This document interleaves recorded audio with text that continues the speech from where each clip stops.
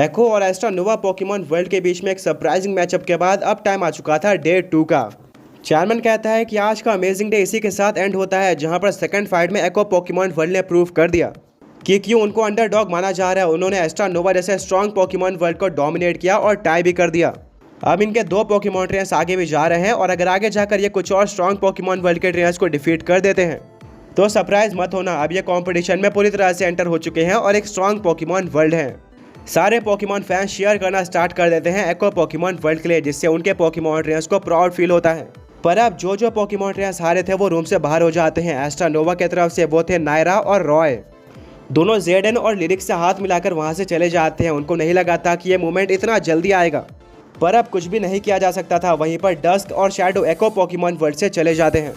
वो कहते हैं शेड और एक्लिप्स दोस्तों, हम तुम्हें हमेशा सपोर्ट करते रहेंगे और होप करते हैं कि तुम ही जीत कर आओ। आज तुमने एको पोकेमॉन वर्ल्ड को काफ़ी प्राउड फील कराया है। वेल शेड और एक्लिप्स दोनों ही हाथ मिलाते हैं, जिसके बाद डस्क और शैडो वहां से चले जाते हैं। अब दोनों ही रूम्स के अंदर 2 पोकेमॉन ट्रेनर्स बचे हुए थे। चेयरमैन कहता है डे 1 कंप्लीट हो चुका है और अब टाइम आ चुका है डे 2 के मैच को अनाउंस करने का। जैसा कि हमने बताया था एक दिन में 2 ही मैच होने वाले हैं, तो डे 2 का फर्स्ट मैच होगा एट्रो और क्रोनोस पोकेमॉन वर्ल्ड में। वेल ये अनाउंसमेंट सुनकर सभी लोग पूरी तरह से शॉक्ड हो जाते हैं। एक और काफ़ी हाइप्ड पोकेमॉन वर्ल्ड यानी कि एट्रो पोकेमॉन वर्ल्ड कल मैच में कदम रखने वाला था, पर दूसरी तरफ क्रोनोस पोकेमॉन वर्ल्ड था जिसको हल्के में नहीं लिया जा सकता है और ये भी आगे बढ़ सकते हैं। चेयरमैन कहता है मैचअप तो आपको पता ही होंगे, अगर आपको रिवाइज करना है तो ये रहे सारे के सारे मैचअप। बात करें कल के मैच नंबर 2 की तो वो होने वाला है demon versus zenith Pokemon world में, जिसके मैचअप कुछ इस तरह के होंगे। तो सारे पोकेमॉन ट्रेनर्स रेडी रहो, कल आपकी फाइट होने वाली है।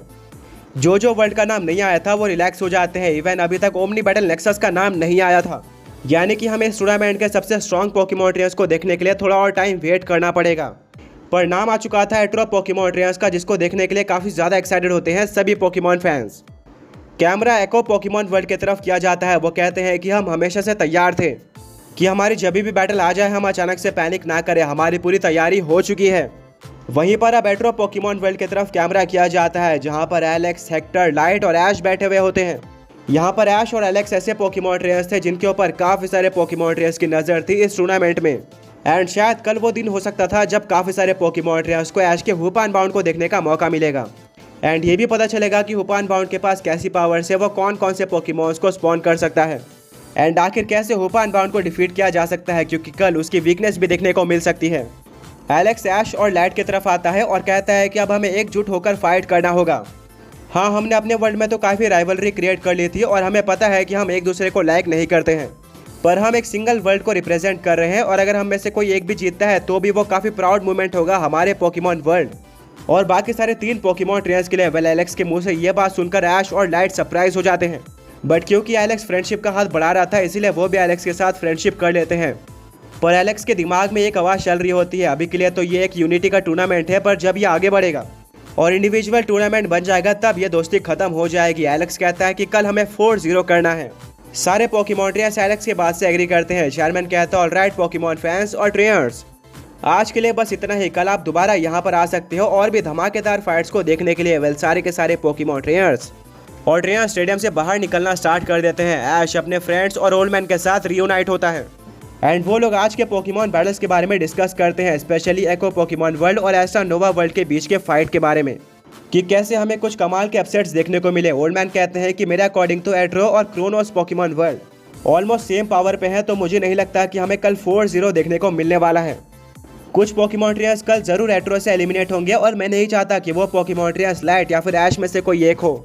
वेल अब सभी लोग रूम पे पहुंच जाते हैं। ऐश को पता था कि कल कितनी ज़्यादा बड़ी फाइट होने वाली है, इसलिए वो अच्छा खासा रेस्ट लेता है और थोड़ी बहुत ट्रेनिंग भी करता रहता है। ओल्ड मैन कहते हैं कि ऐश आज रात हमें फॉरेस्ट के अंदर जाना है। वेल ऐश को अंदाज़ा नहीं होता है कि आखिर ओल्ड मैन ऐसा क्यों बोल रहे हैं, बट फिर भी वो ओल्ड मैन के बात से एग्री कर लेता है। रात हो जाती है। ओल्ड मैन कहते हैं कि ऐश जिन पोकेमॉन्स को तुम अपने पोकेमॉन टीम में कल इस्तेमाल करने वाले हो उनको ले लो और मेरे साथ फॉरेस्ट के अंदर चलो। ऐश बिल्कुल ऐसे करता है। वहीं पर ब्रॉक, मिस्टी और सरीना रूम पर ही रहते हैं। रात में फॉरेस्ट में पहुंचने के बाद ओल्ड मैन ऐश के सारे पोकेमॉन टीम को एक सर्कल में बैठाते हैं एंड बीच में ओल्ड मैन और ऐश के चम बैठते हैं। आगे बढ़ने से पहले पिछले पोकी क्विज के विनर्स ये रहे एंड आज का क्वेश्चन ये है कि एट्रो पोकेमॉन वर्ल्ड के ट्रेनर्स की फाइट कौन से पोकेमॉन वर्ल्ड के साथ है। ओल्ड मैन ऐश के पोकेमॉन्स को मोटिवेशन देना स्टार्ट करते हैं और ये भी बताते हैं कि कल कितनी ज़्यादा बड़ी बैटल है और हमें इस फाइट में अपना बेस्ट देना होगा। ओल्ड मैन हूपा के कंधों पर हाथ रखते हैं और कहते हैं कि हूपा, हमने 1 महीना काफ़ी ज़्यादा कड़ी ट्रेनिंग करी है और मुझे तुम पर पूरा भरोसा है कि कल तुम एट्रो पोकेमॉन्स को स्पॉन कर पाओगे और ऐश के पोकेमॉन टीम की तरफ से MVP परफॉर्मेंस दोगे। वेल हूपा ओल्ड मैन की आंखों में देखता है एंड उसको होप्स नज़र आती है। इसके बाद ओल्ड मैन ऐश के हर एक पोकेमॉन को कुछ ना कुछ बताते हैं कि उनको किस तरह से परफॉर्म करना है, क्योंकि सामने इस बार कोई नॉर्मल नहीं बल्कि काफ़ी स्ट्रॉन्ग पोकेमॉन ट्रेनर्स और पोकेमॉन्स आने वाले हैं और एक भी गलती ऐश के सबसे बड़े सपने से उसको एलिमिनेट कर सकती है, तो तुम्हें अपना बेस्ट देना होगा। वेल सारे पोकेमॉन समझ जाते हैं। इसके बाद ऐश और ओल्ड मैन सभी रूम पर वापस आ जाते हैं और अब सुबह उठने के बाद एक नया दिन स्टार्ट हो जाता है। वो दिन जब ऐश अपनी सबसे पहली पोकेमॉन यूनिवर्स चैंपियनशिप फाइट करने वाला था और फर्स्ट फाइट ही उनकी होने वाली थी। सभी पोकेमॉन फैंस और ट्रेनर्स पहुंच जाते हैं स्टेडियम में। स्टेडियम आज पहले दिन से भी ज़्यादा भरा हुआ था एंड और भी ज़्यादा शोर होता है, जिससे ऐश और उसके फ्रेंड्स ऑलरेडी प्रेशर महसूस कर सकते थे। पर एक बात अच्छी थी कि यहाँ पर ज़्यादातर न्यूट्रल सपोर्टर्स थे जो कि ओमनी बैटल नेक्सस को सपोर्ट करने के लिए आए थे, तो यहाँ पर एस्ट्रा नोवा या फिर क्रोनोस किसी भी पोकेमॉन वर्ल्ड को एडवांटेज नहीं मिलने वाला है। चेयरमैन कहता है पोकेमॉन फैंस और ट्रेनर्स आप सभी का स्वागत है पोकेमॉन यूनिवर्स चैंपियनशिप के डे 2 में। डे 1 में तो हमें काफ़ी सारी कमाल की फाइट्स देखने को मिली और इसीलिए डे 2 में और भी ज़्यादा पोकेमॉन फैंस आए हैं। तो इसी के साथ हम स्टार्ट करते हैं डे 2 के फर्स्ट मैच को, जो कि होने वाला है एट्रो और क्रोनोस पोकेमॉन वर्ल्ड में। इसकी बैटल ए होने वाली है एट्रो पोकेमॉन वर्ल्ड की तरफ से रैंक 1 एलेक्स, वहीं पर क्रोनोस पोकेमॉन वर्ल्ड की तरफ से रैंक 3 एरा के बीच में। दोनों ही पोकेमॉन ट्रेनर्स काफ़ी स्ट्रॉन्ग है और अब रिक्वेस्ट करता हूँ कि दोनों स्टेडियम में पहुँच जाएं। वेल दोनों ही पोकेमॉन ट्रेनर्स अपने वर्ल्ड के बाकी 3 पोकेमॉन ट्रेनर्स से हाथ मिलाते हैं और पहुँच जाते हैं बैटल फील्ड पर। बैटल स्टार्ट होने से पहले एलेक्स एरा के पास आता है और उससे हाथ मिलाता है। वो कहता है कि ये बैटल काफ़ी अमेजिंग होगी। एरा रिप्लाई करता है, बिल्कुल, मैं क्रोनोस पोकेमॉन वर्ल्ड को आगे लेकर जाने वाला हूँ। चेयरमैन कहता है कि उम्मीद करता हूँ कि आज की फर्स्ट फाइट धमाकेदार होने वाली है, अभी फाइट को स्टार्ट कर दिया जाए। एलेक्स और एरा दोनों ही अपने अपने फर्स्ट पोकेमॉन को बाहर निकालते हैं। एलेक्स ने एक ऐसे पोकेमॉन को बाहर निकाला था जिसको ऐश या फिर बाकी सारे पोकेमॉन ट्रेनर्स ने कभी भी नहीं देखा था, यानी कि ये एलेक्स के कुछ सीक्रेट पोकेमॉन्स में से एक था एंड अब ऑब्वियसली उसको इतने ज़्यादा बड़े स्टेज पे कुछ स्ट्रॉन्ग पोकेमॉन्स का इस्तेमाल करना ही पड़ेगा। ओल्ड मैन कहते हैं अमेजिंग, मैंने एक्सपेक्ट नहीं किया था कि एलेक्स के पास ये पोकेमॉन होगा। ये पोकेमॉन एक ग्रास और डार्क टाइप पोकेमॉन वर्ड साइन है। फाइट स्टार्ट हो जाती है और शुरू से ही एलेक्स अपने एट्रो पोकेमॉन वर्ल्ड को इंट्रोड्यूस कर देता है, क्योंकि वो एरा को डोमिनेट करना स्टार्ट करता है और एक के बाद एक उसके काफ़ी सारे पोकेमॉन्स को डिफीट करते जाता है।